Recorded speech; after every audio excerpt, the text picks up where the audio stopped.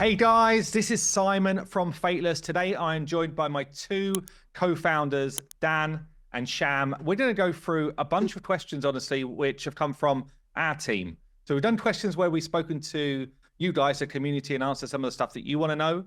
This is actually the Fateless team, like an 18-month check-in, I guess, from when we started this company.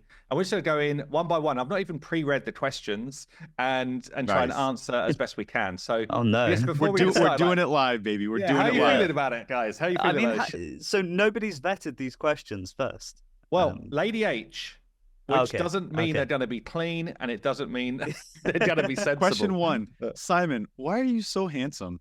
Yeah. I would say more likely question one. Why have you gone Simon, so grey? Yeah, why didn't you tell me that you're going to Finland on Monday? I think was a conversation that I had with your wife the other day. Yeah, as of right now, as of this video going out, we just literally landed in Finland, and Lady H did not know I was going. It's fine. I let her know accidentally in a meeting on Wednesday. By the way, your husband's going to Finland. Surprise. Yeah, I basically we were having our community meeting, and Lady H is obviously a key part of our community team. And on Wednesday we were having this meeting, and I said, just so you guys know, I'm not going to be here next week because Sham, Simon, and I are flying to Finland. And Rachel was like, I didn't know Simon's going to Finland. Okay, sorry. Yeah, my bad. Yeah. So I've got looking down here, we've got like 14 questions. Should we just go round robin per question? And sure. Yeah. Okay. So first one up then. What do you expect Fateless to look like in numbers 1 year and 5 years from now? I.e. employees, games in development, number of yachts. Doesn't say that, but number of yachts. Lambos. Number of Lambos, right? That's another number of Lambos. Yeah. I don't know. Dan, do you want to kick us off? Yeah, I mean, that's difficult, right? Especially 5 years. 5 years is such a long time. I mean, the goal is obviously to get Godforge to market with the expectancy that game will have around a lifespan of 5 years before it starts to teeter. That's kind of how these games work, right? They go into a growth stage for the first 5 years. After that, they'll be, they're old, I guess, within the space by that point. And hopefully at that point, you have a community which loves the product. I mean, if you've lasted 5 years, chances are you've done something right. And you're in a space to work on another game. I know that when we established Fateless, one of the key things that we wanted to be was we're not making a game, we're making a studio. So I would love to say that within 2 years or a year and a bit after launch, we would at least have a team within Fateless who are working on another project, which we'd be able to start hyping up and telling people about. But yeah, I mean, it's difficult to say, I guess, where we'd be in 5 years, but at least in a couple of years, I would say, obviously, Godforge, in its more fleshed out state, more features being added, and hopefully working on another project as well. And we've already got like 25 Fateless employees, and then we've got over 50 people currently working on the project, using outsourcers and stuff as well. So even in a year, I mean, I don't know if that's going to change a lot within a year, maybe a few extras, but in 5 years, who knows? It could, if we've got multiple games in the mix, it could be a lot more in terms of people. It will be a lot more, honestly. I think one of the things that's interesting about that question is at that 5 year mark, there's potential that we could be shooting for a 200 person, right? But I don't think that's where we want to go. I think the big thing is we really like it feeling like friends, family, Fateless, right? We've got this able to keep crew. This type of really great working environment. I think you go too big, sometimes you can lose that. So that's. I mean, I love that. I love those answers. I think that's our aim. Like, it's stay like at just the right spot, but be so efficient, so good that people are like, okay, what's the next thing? What's the next cool IP you're working on? What's the next thing for that IP that you worked on? That's the dream, man. That's what we're looking for. It's like Sham's. I was going to say Sham's mentality. We only recruit 10Xers. That's it. That's it. Our 10 people are worth 100, so it's fine. Exactly. Yeah. Okay, let's go for the next one. Sham, for you, do you ever feel pressure to deliver, and how do you deal with that? Duh. Yeah. Yeah, of course. I mean, I think that's all of us, man. I mean, it is. So I'll talk a little bit about, my past and why I love where I'm at right now. So, when I did my solo studio, and it wasn't solo, but I was really the person that it was like, boom, this is where all the responsibility hits. I mean, that is hard. I mean, I'm an optimistic person, and I pride myself on basically always looking for a way to the next thing. How do we get to the next thing? Not focusing on things when things are hard, but it's hard. Like it's hard to be in that position.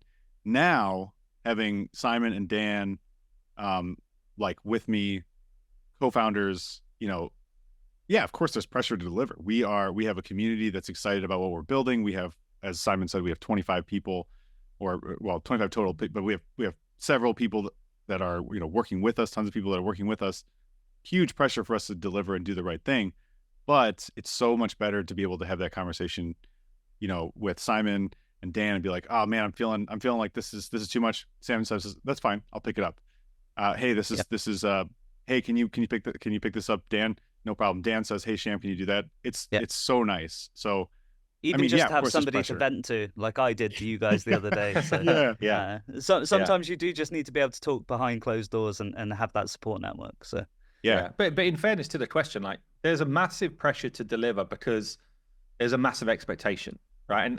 And for me personally, I want to always just deliver something really fucking amazing. Like when we built Hellhades.com, we were literally like, let's see everything that's out there right now, not just in our space, but in other spaces. Like let's find the best stuff and then let's do better. Like and that's really the mentality with Godforge and what we're trying to do at the studio. The team we've managed to attract, I think, is a testament to that mentality.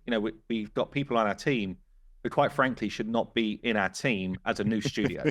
But they love what we're doing. They love the kind of like community interaction, but there is a massive pressure to deliver on that expectation, and it's always hard to deliver on an expectation because expectations are always so high. And actually it leads us into the next question quite nicely, I think, because it says here, after now being behind the scenes as devs and building a game, what do you think players would find the most shocking about the process, like cost, time, difficulty to make? That's you, Simon. Pick that one up. That's a good question. Well, this is perfect for you. I think it's crazy, honestly, how much goes into making a game. Like, I've played games all my life, and things which you expect to just be like a quick fix. I don't know. Let's say we're doing our summoning experience, and you're like, yeah, but I just want it to feel a bit sharper, a bit quicker, and all these tweaks that you think are just 2-second tweaks. It's like, well, hold on a minute. Now we need to change the camera angle. Now we need to do this. Yeah. Okay, I need this person who's a technical artist to come in and do this part, and I need this person who does the assets to do this. And it's insane, honestly. Yeah. How many times do we sit in a meeting and we're like, well, we really need somebody who is a specialist in this particular role, and you don't even realize these roles exist in making a game. Whether it's an economist, all these things that you just don't really know, right? Because I've not been in that environment before. Mm-hmm. I'll take the simplest part of our game, and probably the most important part is making a hero. And it's like, okay, well, we need some cool concept. Well, that needs mood boards. That needs then sign off and iteration, and it goes into 3D. And it's like, well, blockouts. You've got all the baking down. You've got all of the UV texturing. Then it actually gets into game. It's like, well, it doesn't quite feel as good as it looked just when it was a 3D. It's like, yeah, but you need the lighting done, the shaders. There's so much stuff. Shading, After Effects. Animations. The animations don't feel quite right. Okay, we'll get that guy in. It's like, well, yeah, and now we need the guy doing the VFX because the animations don't look cool until the VFX is in. And then we need all of that to blend together in this cool world. Like, there's so much. And it's a massive eye-opener for me. Like, and you take cost. We were really successful in our first raise, and raised millions of dollars to be able to produce this game. And those dollars will be eaten up in this production, and mind-blowing, honestly, the amount of money it takes to develop a quality game, a game that you can be really proud of, I think. So I think for me, the most, I guess the most unexpected thing being internal versus being on the outside, is the distinctive difference in terminology. Because very quickly we learned that alpha and beta and things like that are not what the world perceives as alpha and beta. So we very quickly had to change our expectations when we were told, oh, we're going to deliver an alpha build, and we saw the alpha build as just like, this isn't an alpha. I can't play it. I can't summon things. I can't kill things. What do you mean? It's not a finished product.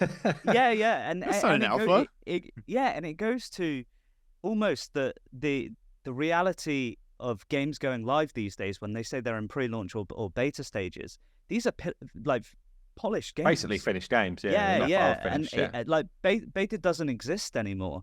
Not in terms of what the public will see of it, and it's kind of it's seeing it from this perspective. I've got a lot more respect for companies like Blizzard and people like that who have put out like incredible quality of games and what it must have taken to actually get there. I think you got a new understanding. An example of what you said there, just yesterday, we were going through a build. We're going to Slush and we're going to show off a build. And, we were doing a lot of QA testing. So Sham and I were like, bug this, bug this, bug this. And the dev team come back, they were like, hold on, these aren't bugs. These are new features. These are features.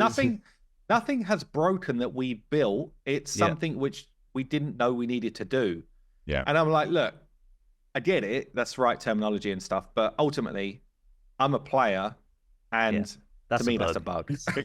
Fix this thing, it's something that needs fixing, right? So, anyway, that's a good one, I think. So, right, okay, let's go for this one, Dan. What type of comments from the community about Godforge give you the most satisfaction? Ooh. That's well curated. Whoever curated this. No, that's good actually. So we do a community meeting once a week, because obviously we've got so many different social media platforms. We have Susie, Yuho, Jack, Lady H, who kind of oversee the general community outreach, and then we've got Chloe, who actually does a lot of the posting. What they actually do is accumulate a lot of the things and then feed it back to us. I think the ones that give me the most encouragement are the people who like have kind of been following along from the start, and they see the development and they're genuinely excited to see where it's going. I love the hype around, we want to get our hands on the game and things like that. But I truly love the comments when people are encouraging us, because this is a journey. And obviously it's not normal for a company to be sharing as much as we possibly are. And it's having that understanding that the stuff that we're showing you is far from polished. It's far from going out there. And, we do get a lot of people, even people making videos about it saying that this game looks trash compared to something else. And it's the understanding of people who have been here from the start that, where it is now versus where it was before, and where it's going to be in, 6 months when you guys finally get your hands on it. We're seeing obviously sneak peeks of how it is, but when it gets to the engine, it's, as Simon said, it's still waiting for lighting, it's still waiting for like that smooth aspect to it and the polish, and it's the people who can see the dream, I guess, rather than the actual solid what it is now. But I mean, honestly, anyone who comments, good or bad, I just appreciate that you're here and along for the ride. Agreed. Yeah, nice. Okay, this is okay, Sham, throw this one to you. On a scale of 1 to Nico, how excited were you to make this game on the first day? For anyone who doesn't know, Nico was our intern who we've employed full-time, one of our artists, super buzzy guy. So how excited were you to make this game on the first day? I like that. That's good. I mean, that's tough. Nico's a tough bar to hit. Like I feel like I'm pretty energized. I'm pretty positive. But I don't know, man. That giant smile. I think he's got me beat. So I would say that I would strive to be that level of excitement. But in all reality, I mean, like to speak to the question, the excitement around building this is insane for me. Like it's all I think about all day, every day. Yeah. It's and it's something we talk about at the dinner table.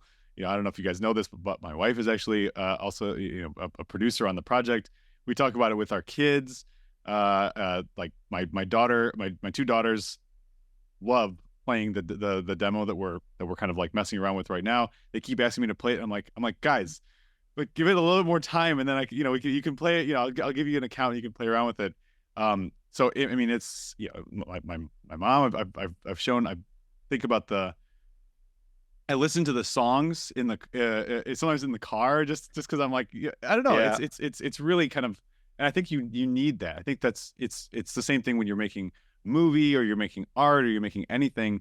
I think but especially for game development, I think you have to be so passionate, so excited, so driven, to be able to kind of like to work on this 16 hours a day, which is probably the reality right I'm now. actually a good example of that. So I met up with my cousins recently. They're similar age to me. I was having a game of pool and stuff, and I'm sitting there and I'm like, I really want them to ask about how the game's going, so I can tell them about stuff, because I don't just want to like throw it out there.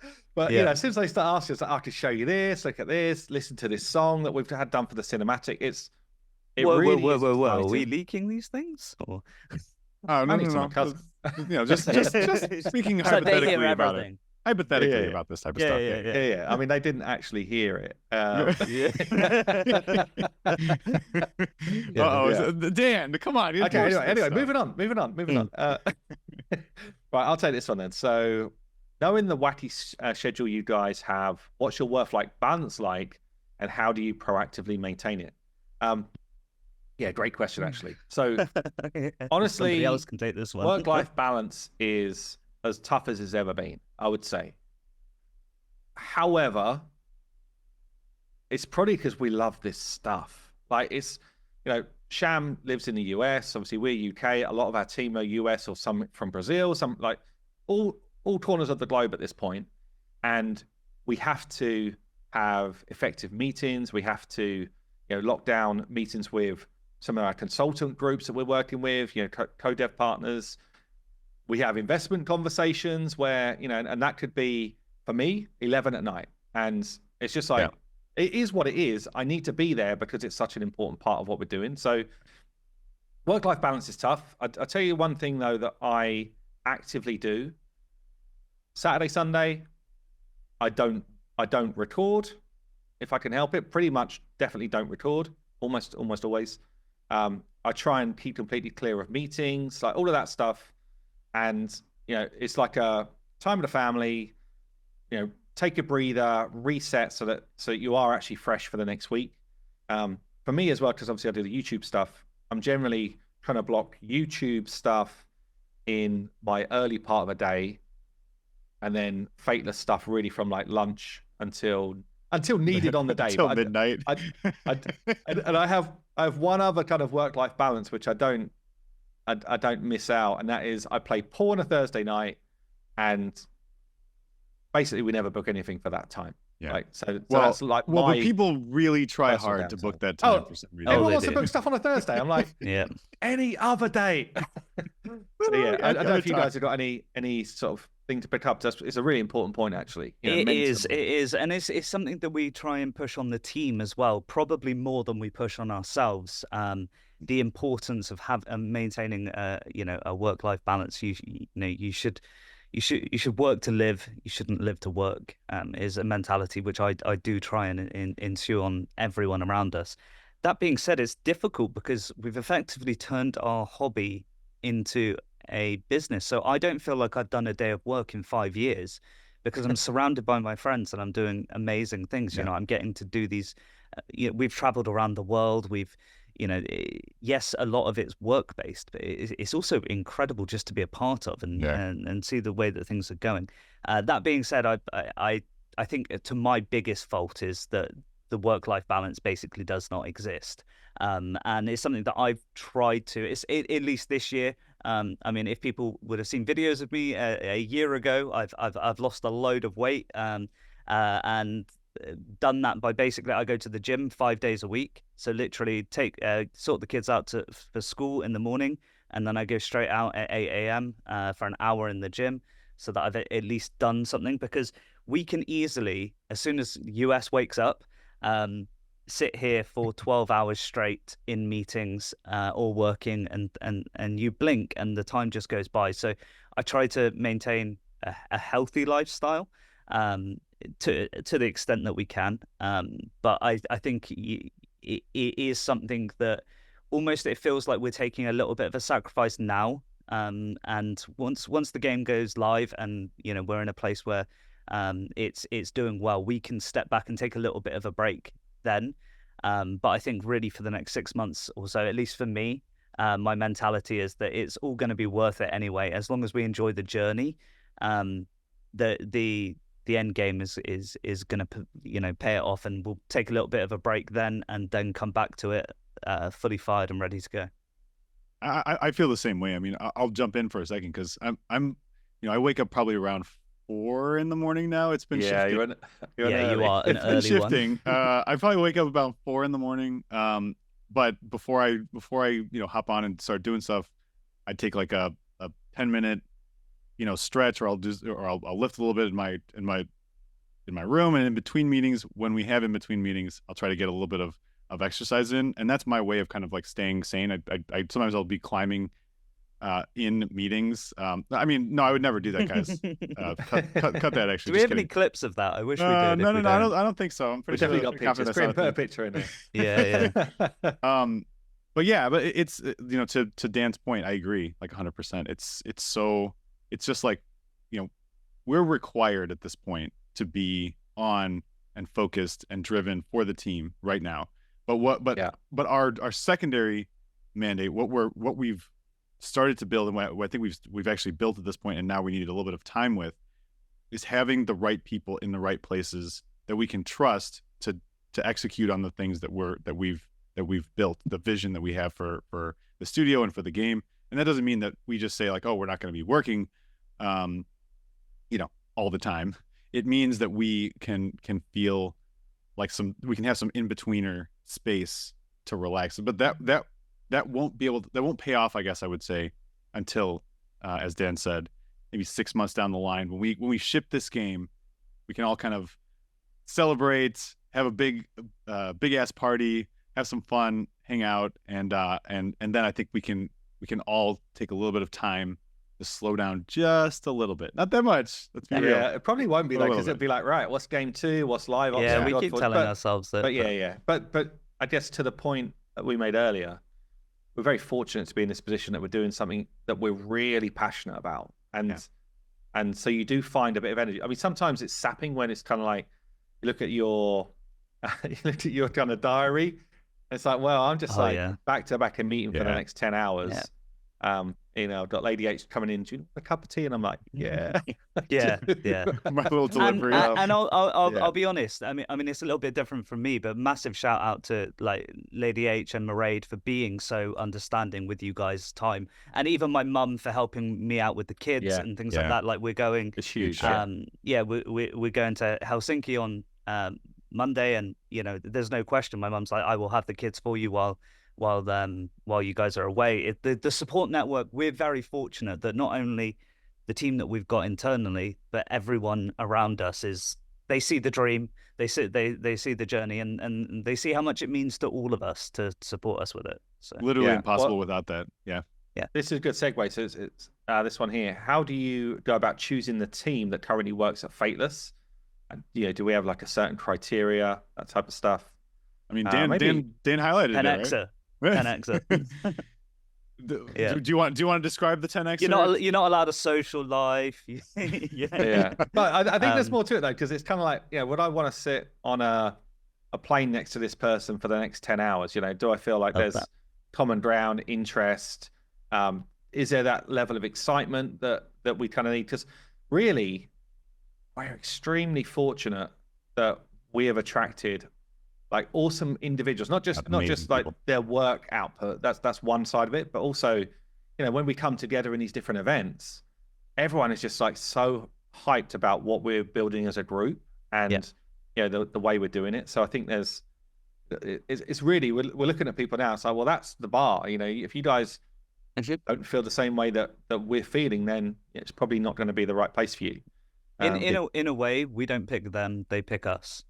And it's people who I love the fact that I sit in the room with these incredible people who have had these incredible careers. They've worked with literally legends. They produce things that I've, as a consumer, loved, and somehow I'm sat in the room with these people.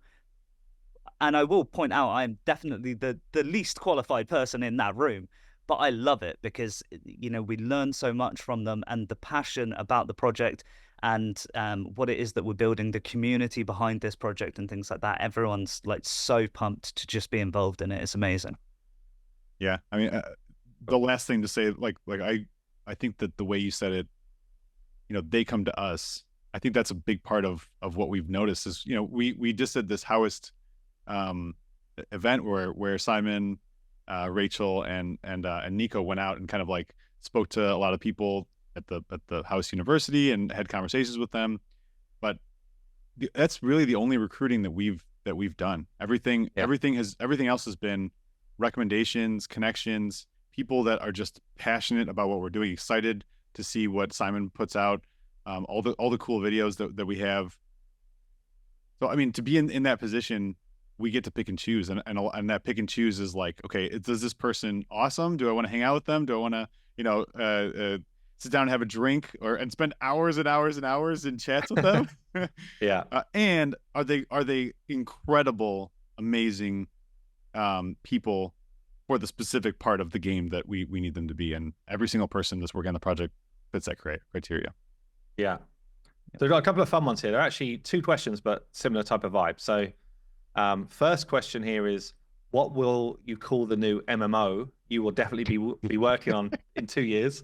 And then the second question is, assuming Godforge is a great success, would you consider a Godforge TGC for a future game? Something like a Arcane Rush, Hearthstone, that type of vibe, using our assets and imagery. Sham, take it away. Okay, so I'll start with the TCG. I mean, TCG, no brainer. Of course, if people are excited about this, which I think people are definitely really digging the IP, really excited about Godforge and all the sweet characters that we're building. I mean, it just lends itself to a TCG. So you guys let us know in the comments, like what types of characters do you want to see in a TCG? What's your favorite TCG? That'd be a fun one. The MMO one, I mean, that's scary. Yeah, that is scary. If we see this is a big World of project. Godcraft, World of we do have some ideas for using our IP in other ways as well already, though, don't we? So we've got a couple of things. I actually do like the idea of the kind of like TGC stuff. Does like an auto chess fall into something in the same realm, or is that just different category as well? So I mean, obviously game design is very different, but it's the same group. I think all of these are the same group of people that are interested in them, right? And that's what, or not the same, but there's a lot of overlap. Let's put it that way. Yeah. I mean, I think like those two that you've highlighted, the MMO and TCG, I think so MMO is just massive. You need hundreds of millions of dollars probably to realistically make something that's amazing. Maybe in a couple of years, AI will have made everything. You just point and click, hey, make me an MMO, and we can talk, and then see about what the IP is. But beyond that, in TCG, I mean, like, those of you that followed my journey or our journey for Incarnate know that we definitely have a passion for something like that. So if this is something that people want, behind you that might say that. Yeah, right, exactly. This type of stuff. I don't know. What do you guys think? Pitch us some names. What do you guys think? Ooh, names. Well, I tell you what, we did a weekly HH gaming night in Minecraft the other day, and YST's house was called Mudforge. That's a good one. But yeah, no, it's absolutely. I would love to create more things. One of the main reasons that we didn't go down the route of working with a different IP or anything like that for our first game is because we wanted to build a world ourselves. And if you think about things like Blizzard with World of Warcraft, Warcraft started off as a one type of game, and then they built World of Warcraft on the back of it to really deep dive into that world. And the core of what we're building right now, and the talent that we've got on the team creating like the lore and the backstory. I know a lot of people who are kind of paying attention to the project, you see obviously it's gods, myths, and legends and things like that. But the story that ties them together, the cinematics, the actual storytelling within the game is creating this fantasy which could be adapted into movies. It could be adapted into other types of games, other types of side adventures where you can really expand more into this world. And it's one of the main reasons that we wanted to do it, because we want Fateless to be more than just, this one game. It's our future. And yeah, I'm excited to see where it could go in terms of names. I mean, it took us so long to find Fateless and Godforge. It was very easy. Remember how easy it was? I still liked one of the ones that we were thinking about, which was Echoes of Divinity. And it could be a nice little follow-on. Anyway, we'll see. But first, we've got to get game one done and get the excitement about that. And then Simon's already filling up our calendar. To speak to that lore, man, I hope you guys are ready for the lore that's coming through. Like Simon and I in particular, we're kind of like seeing a lot of this come through, and Dan gets to. It's almost more fun to wait a little bit and then see like the results. That's what I'm trying to do. Especially I see the work that's being done on the cinematic, and it is. I know you guys are in there on twice a week actually getting updates on it, whereas I get filled in probably once a month on it and going. It's so hard for me not to do videos on this stuff. I'm not gonna lie. I'm literally can I do one? You're like, no. Which is the right choice. Okay, this is a cool one actually. So in terms of personality types, where would you place yourself and each other? And then I've got this little graphic here. So there's 4 types they've got. The first type is the director. So goal-orientated, a risk-taker, good under stress. Second type is a socializer, relationship-orientated, outgoing, enthusiastic. Third one is a thinker, detail-orientated, logical, prepared. And then the last one is a supporter, task-orientated, stabilizing, and cautious. I mean, it's hard to put yourself in any single one. Yeah. I know I'm gonna get labeled as the socializer. I saw everybody's face there. Yeah. but I'm definitely not risk averse. I'll put it that way. I don't know. I think where would you put yourself first? I think that would be interesting. I just pinged it, by the way, in our little group thing, so you can see. Just a quick one more refresh. time. I'll do mine whilst you guys have a quick look. So I think I go more towards director as a risk taker. Goal orientated. But I think I'd probably dip into a bit of the thinker as well. But yeah, for me, if I had to go good under stress, I think I hit that. I'd put myself socializer and director. Like if you're going 2, that's the way that I would think of it. I mean, I would put myself as thinker and supporter. I think is probably a combination of where I sit. We cover it all, baby. Which actually comes back to that thing you were talking about earlier, and we've mentioned this a number of times. Like this 3 different skill sets coming together as a group of founders. That's what really helps us here, because we've all got different elements that we're really strong in, and actually our personalities are very different as well. So in different situations, we're able to kind of support each other in making the right type of decisions. And sometimes it takes the thinker or the supporter to be like, actually, no, hold on a minute. I want us to take a step back. Yeah. And sometimes it's like, I'm a risk taker, by nature. Gotta go. And I'm like, this is the direction I think we should go. Sometimes I need to be reined in, but also sometimes people just need to come along with me. And having that balance is really, and I think... And sometimes people don't want to go to like an event that we need to go to. And, it needs to be forced. We're going, right? And I'm like, I'm like, Sham, come on. Are we having a night off? And he's like, there's going to be some cool people there. We're going.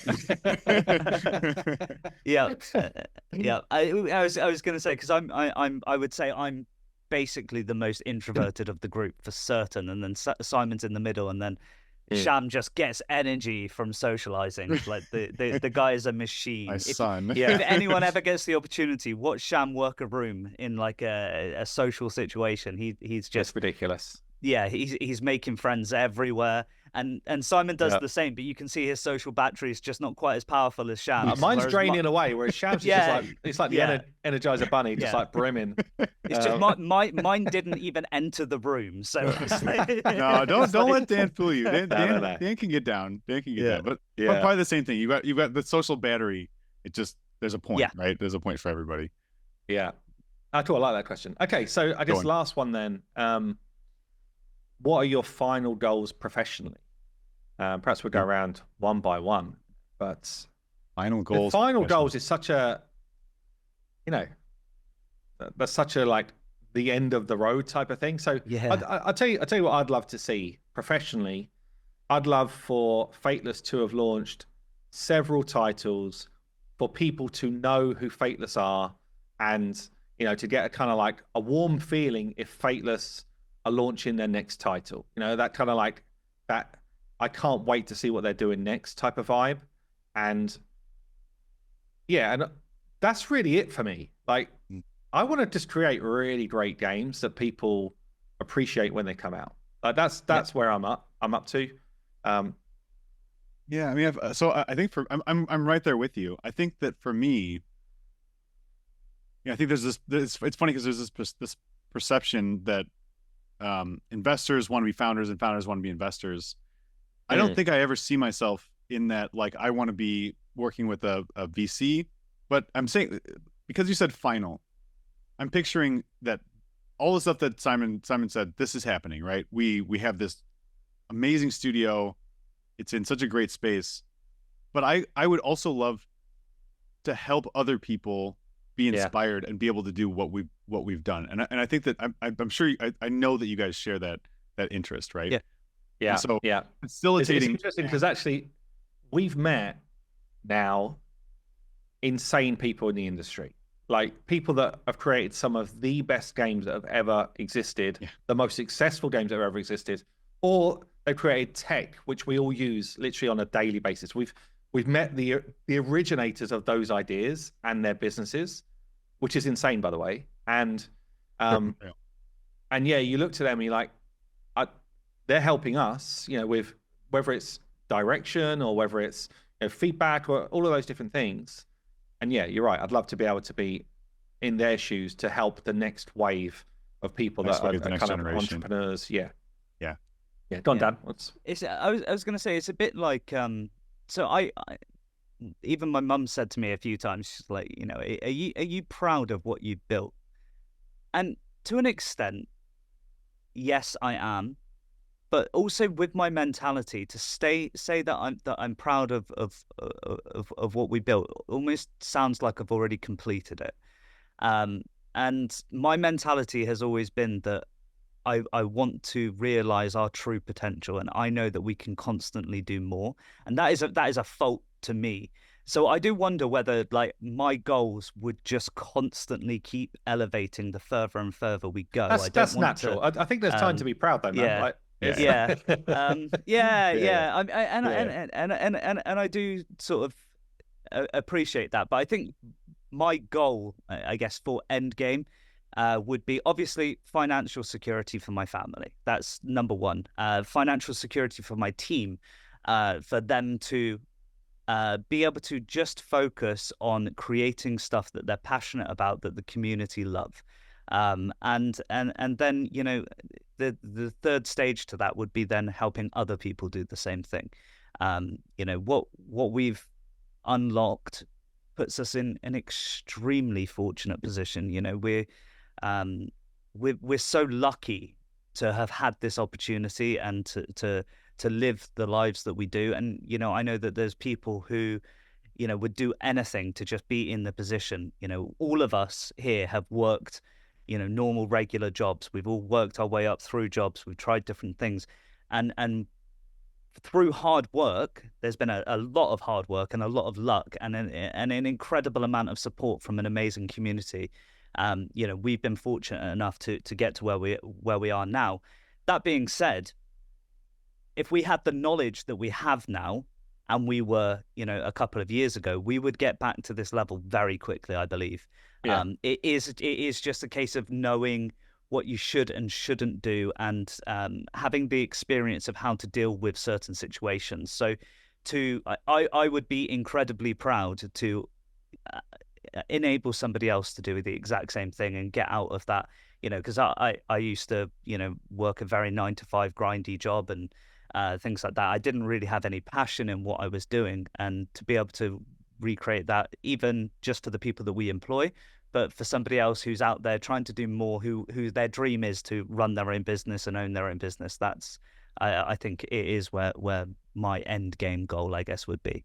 Well, and to speak to that kind of like, not being able to take a minute and be proud of what you've achieved. I mean, obviously, yes, definitely we should be proud of what we've already, you should all be proud of what we achieved. But I mean, when I'm coaching, it's one of those, it's the same type of thing. Once you, especially for climbing, a lot of times there'll be a specific thing that you want to climb, and it's of some difficulty, right? That's very difficult for you. Now that might be difficult for someone else, might be, really hard for everybody else, whatever it is. But once you climb it, there's this feeling of intense excitement, and then immediately, what's next? Yeah, there's almost no pause, right? And one of the things that I kind of preach, but I need to practice more, and I think that we can all practice, is taking that extra second, right? Yeah. Take that extra step back, appreciate, like, wow, like look at what the culmination of my journey is to this point. And I'm so excited for the next part of the journey, next leg of the journey. But yeah, it's just one of those things that I hear that but it's so directly applicable because it's exactly the same thing. You have a goal, you hit the goal, and then you're like, I can remember it was about, it must have been about a year ago. In fact, it was a year ago. So we were out in Vegas, and after Vegas, the three of us, we flew to Crete to a conference at Magic Media. And I remember we transferred from Chicago across to Zurich, and we had a little bit of a layover in Zurich, and we arrived at Zurich at like 5 a.m, and it was just the three of us stood on in the outside garden of Zurich Airport as the sun's coming up. It's like the place is empty. I was just like, what did we do to deserve this? Because it's just incredible. And it is moments like that I live for. Like, even, the three of us in London, in the middle of the night after a meeting, walking around the London Eye where the place is deserted. It's the experiences that this has brought, I guess, is the whole thing that makes me stop and be like, wow, we've achieved so much in such a small amount of time. Yeah. Let's finish on one question then. This actually wasn't on the list, but I'm going to ask it anyway. So, what are you most excited about the community seeing in Godforge? Like when we release, what's the thing that you're like, I can't wait until they see this? Cinematic. One thing. Oh yeah, the cinematic is a that's got to be up there. So good. Yeah. That's the number one for me. You know what? The cinematic. I'm just going to say just one thing on that. The cinematic, coupled with the song that Serena's recorded for it, doesn't it just take it to like an extreme next level? Chills, man. You get chills. Like it's really literally goosebumps. Yeah. Serena nailed it. The team that is working on it. It's not a long cinematic. Cinematics aren't long; they're very small. But the emotional response, that even at the level that I've seen it now, it's just like it feels very real, very, very quickly. Yeah, that's cool. Oh God, what? So if I was gonna pick one, so I'll go more in the mechanics direction because design is such a passion of mine. I'm just really excited for them to see I'm just gonna say just broadly our weapon system. I can't really talk too much about it, but it's just, God, it's gonna be cool. Like it's everything about that system, from the way you get them to the way you use them. Yeah, I have to talk around it. It's just gonna be so freaking awesome. So that's what I would say. I'd say that's number one for me. Yeah, I'm personally, so I agree with both of those things. By the way, both very cool. I'm really excited for. I've got two actually. Like, I'm really excited for our mastery system, and that this kind of like freedom to it because it reminds me of World of Warcraft. Honestly, when it was kind of like when you're going out hunting for like factional improvements that get you these kind of like I can't remember what any of the names are now. I played it so long ago, but there was an area where you had to farm for literally months to get this little kind of like thing that came along that would fight with you in battle. Dan probably knows what it is. Anyway, it was a grind, but I enjoyed. The bear, I can't remember what it's called. Yeah, it is the Anyway, bear. But I do know exactly. Yeah, It's the trinket with the bear. Yes, the trinket that actually Timbermore trinket. That's it. Ah, yes. That's it. Yes, Yeah. I remember that. God. Man, the grind was insane. But for me, I enjoy in like space, like this kind of like the feeling of I finally did the thing that I wanted to do. A mastery system might not take you months, but some might do. But ultimately, it's going to be like I'm going after something because I really want it for my heroes. And then as soon as I've achieved it, as soon as I've mastered that thing, I can equip it on any of my heroes. Yeah. And it might be that, okay, you're going after the Robin Hood mastery, which massively increases the amount of gold you're going to farm. Or this person might be going after like the absolute, like the Slayer mastery, whatever it is, like the one that gives you this type of damage boost. But I just think there's so much fun in that, and there's also so much like exploration the community can do. And it might be like, okay, I've unlocked one that we didn't even know existed, and I'm sharing with my community, my guild or my clan or whatever. How did I do it? And then suddenly they got a little edge for a small period of time before it spreads. And I don't know, I just feel like there's a lot of fun in that. It's that throwback to the old RPG exploration, moments of time in a game where you feel brilliant. And discovery, and man. So discovery. 100% agree. I love that. Yeah. Cool. What was your second one? My second one was actually roguelike mode, where it's okay. I'm playing with heroes that I don't own, and you're kind of making those split decisions where it's like, is this going to benefit my team? This is a great hero, but doesn't really fit what I'm building right now. And I really like the strategy of that type of team building mechanic. So in a roguelike, that becomes even more fun. Yeah. So yeah, so that was my second one anyway. Anyway, look, it's been a great chat. Here's to the next, I don't know, however many months until we launch a beta, and then and then we actually go full launch. But I guess we'll do another one of these in a few months' time. Comment down below, what's been your highlights so far from what you've seen on the channel, and don't forget to come and sign up to things like the beta and our Discord, which will all be linked down below. But thank you so much for watching. Thanks. We'll see you soon.